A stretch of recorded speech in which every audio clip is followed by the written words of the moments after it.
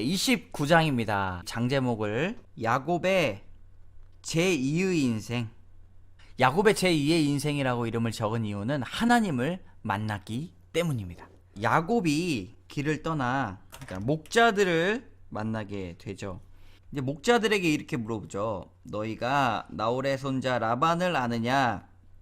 그들이 이르되 아노라. 야곱이 그들에게 이르되 그가 평안하냐? 평안하니라.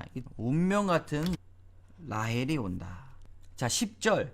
야곱이 그 감격스러움을 가지고 그의 외삼촌 라반의 딸 라헬과 그의 외삼촌의 양을 보고 나아가 우물 아기에서 돌을 옮기고 외삼촌 라반의 양떼에게 물을 먹이고, 자, 라헬에게 입맞추고 소리내어 울었습니다. 얼마나 감격스럽겠습니까? 그 먼 길을 찾아와서 가족을 만났으니까요. 자기가 그의 아버지 생지리오 리브가가 아들됨을 말하였더니 라헬이 달려가 그 아버지에게 소식을 전했는데 라반이 너는 참 내 혈육이로다 말하였습니다. 그런데 네가 비록 내 생질이나 어찌 내 일을 하겠느냐? 내 품삯을 어찌 할지 내게 말하랴. 라반에게 두 딸이 있으니 언니의 이름을 레아요 라헬이라. 레아는 시력이 약하고 눈이 안 좋았습니다. 라헬은 곱고 아리따우니 야곱이 라헬을 더 사랑하였습니다.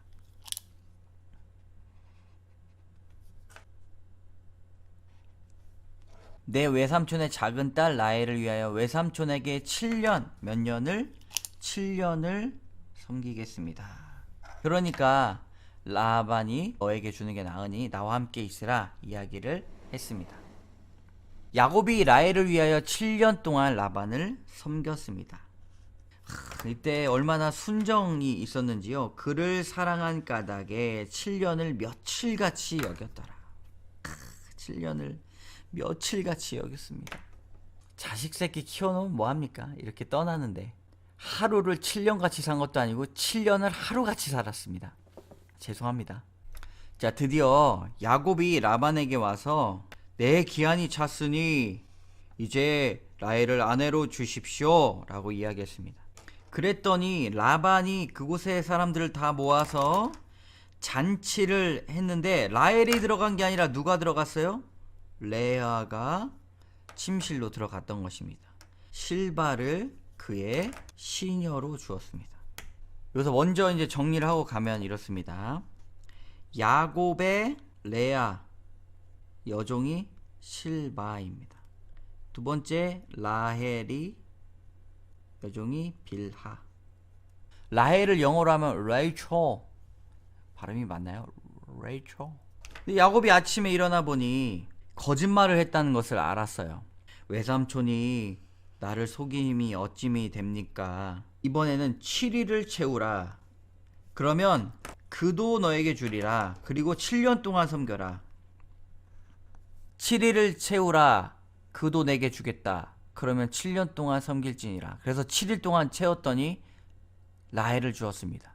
그리고 나서 또 7년 동안 31절부터는 파란 걸로 그냥 끝내도록 하겠습니다. 야곱에게 아이들이 생깁니다. 첫 번째 레아가 임신하여 아들을 낳았더니 루벤. 자, 두 번째 아들은 시므온입니다. 시므온. 자, 세 번째 아들은 레위.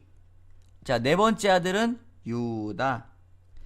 레아가 먼저 임신을 해서 르시레유.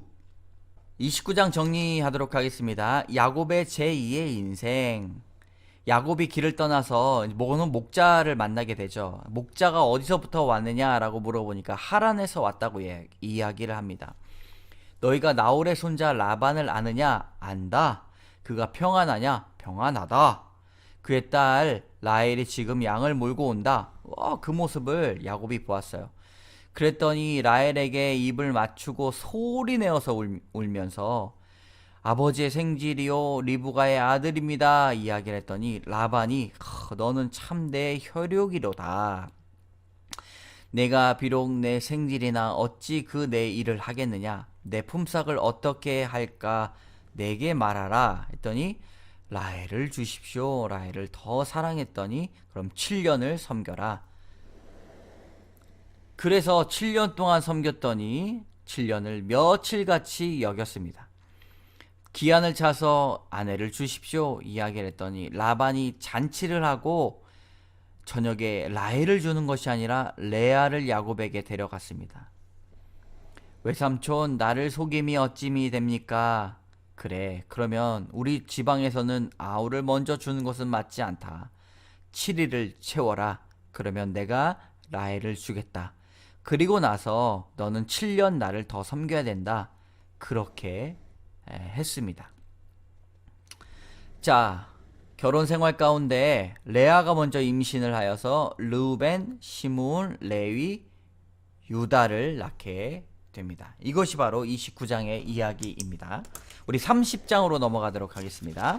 30장의 장제목 야곱의 아들들. 이제 라헬이 사실상 아들을 낳지 못해서 억울해할 때 그의 시녀 빌하를 남편에게 아내로 주어서, 자, 빌하가 바로 시녀입니다. 그때 누구를 낳죠? 단을 낳습니다. 그리고 납달리를 또한 낳게 됩니다. 그랬더니 또 레아가 자신의 출산이 멈춤을 보고 실바에게 갓을, 그리고 또 아셀을 낳게 됩니다. 쭉쭉 낳게 되죠.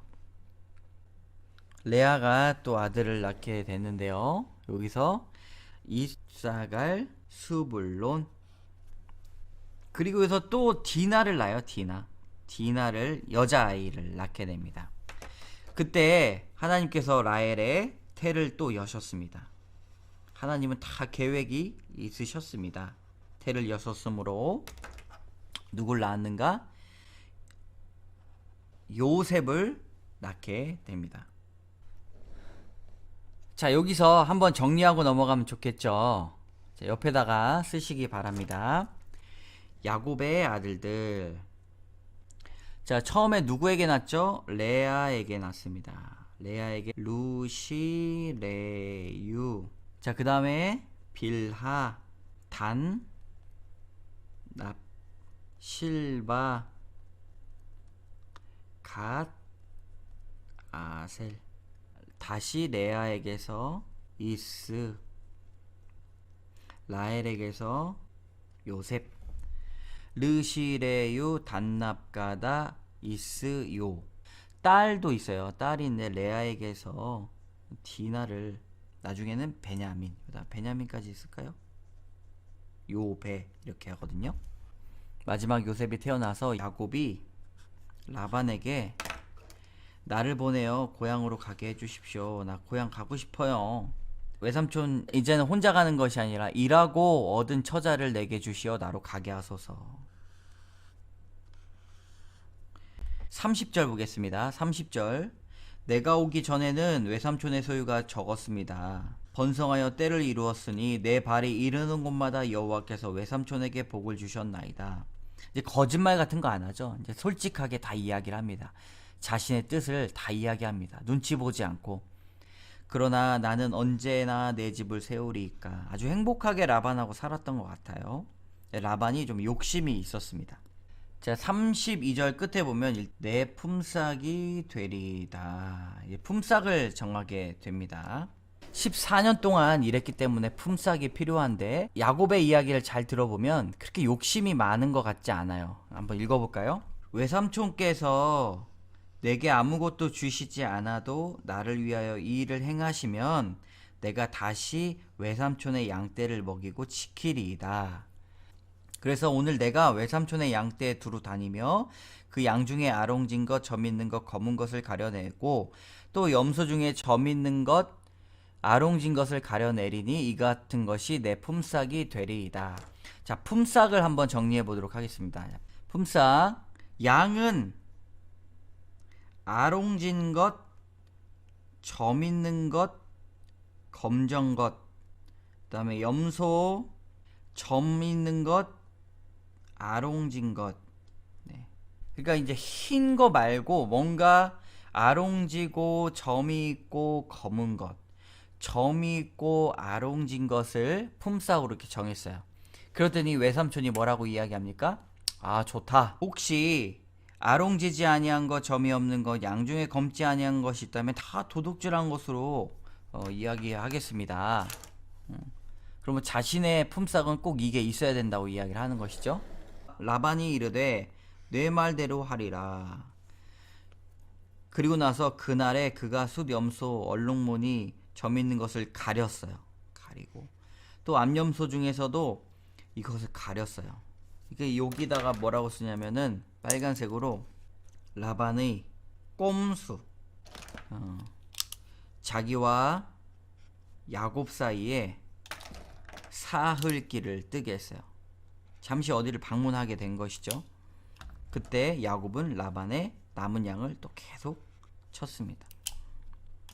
그때 여기 37절 한번 쭉 쳐볼게요. 37절. 야곱이 버드나무와 살그나무와 신풍나무의 푸른 나무 가지를 가져다가 그것들을 껍질을 벗겨 흰 무늬를 내고 38절까지 그 껍질 벗긴 가지를 양떼가 와서 먹는 개천의 물 그 위에 세워 양떼를 향하게 하며 그 떼가 물을 먹으러 올 때 새끼를 베니. 자, 어떻게 했습니까? 나름대로는 이렇게 행위를 한 거죠.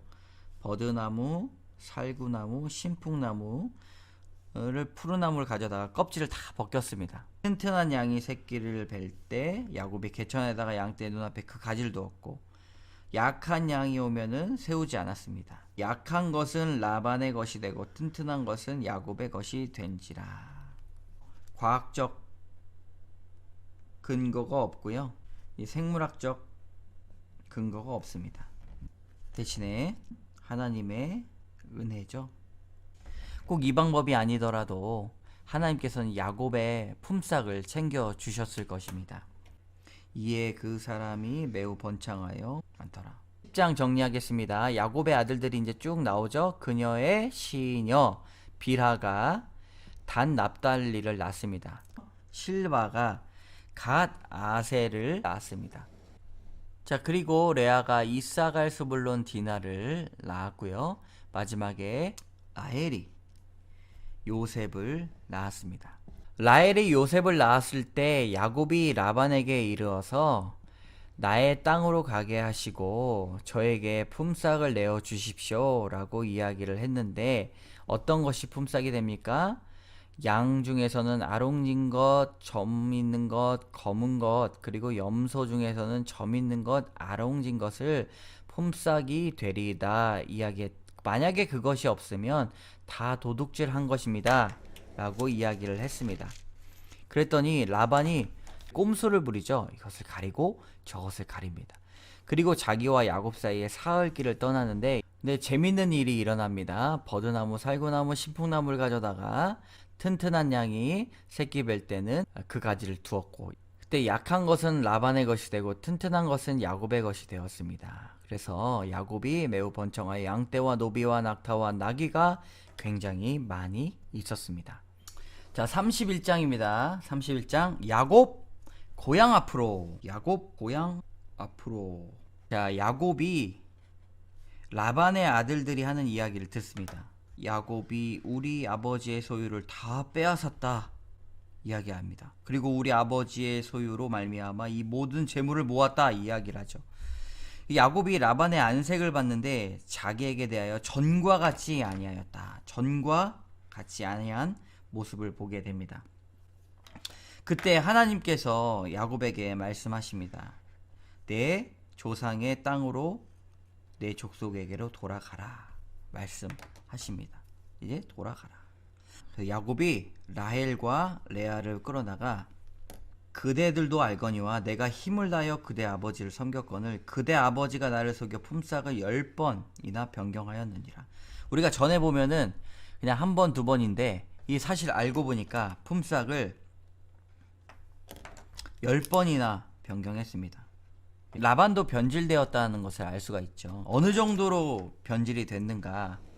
그들의 딸들도 라헬과 레아가 대답하되 우리 아버지 집에서 무슨 분깃이나 유산이 있으리요. 아버지가 우리를 팔고 우리의 돈을 다 먹어버렸으니 아버지가 우리를 외국인처럼 여기는 것이 아닌가. 외국인, 빨간색으로 외국인, 이제 하나님이 당신에게 이르신 일을 다 준행하라, 그 뜻을 같이 모았죠. 17절에 보면은 야곱이 자식들과 아내들, 모은 가축들을 이끌고 가나안 땅으로 있는 그 아버지 이삭에게로 가려고 합니다. 라반에게 말하지 아니하고 가만히 떠나더라. 그때 이제 추격전이 빰빰빰빰빰빰빰빰 추격전이 일어나게 됩니다. 3일 만에 야곱이 도망간 것을 라반에게 들켰어요. 네. 라반에게 들린지라. 7일 길을 쫓아가 길르앗산에 이르렀습니다. 추격전이 이루어지게 되죠. 라반의 추격.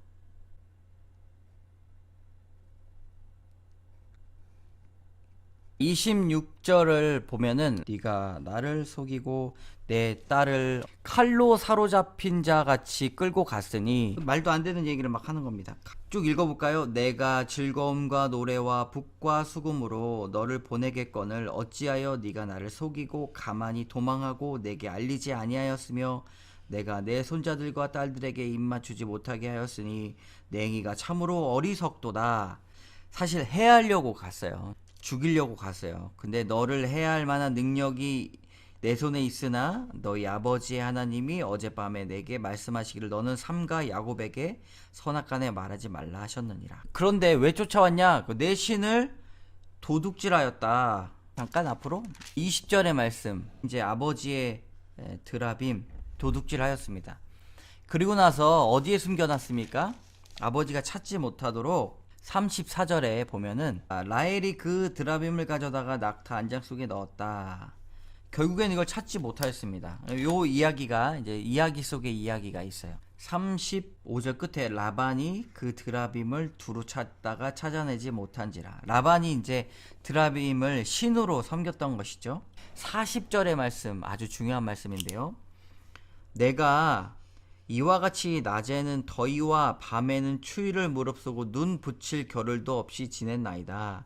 내가 외삼촌 집에 있을 때에 20년 동안 딸을 위하여 14년 동안 양떼를 위하여 6년 동안 내 품삯을 10번이나 바꾸셨는데 하나님이 내 고난과 내 손의 수고를 보시고 어젯밤에 외삼촌을 책망하셨나이다. 자, 44절에 이제 오라 나와 내가 언약을 맺고 그것을 너와 나 사이의 증거를 삼을 것이니라. 그래서 기둥을 세우고 여갈사 하두다. 야곱은 그것을 갈르헷. 이것이 무슨 뜻입니까? 증거의 무더기. 이 무더기가 증거가 되고 이 기둥이 증거가 되나니 내가 이 무더기를 넘어 내게로 가지 않겠다. 너는 갈 길 가라. 나는 내 갈 길을 가겠다. 빠이빠이. 어쨌든 마무리할 때 이제 잘 헤어지는 것이 중요합니다. 손자들과 딸들에게 입 맞추며 그들에게 축복하여 고향으로 돌아갔다.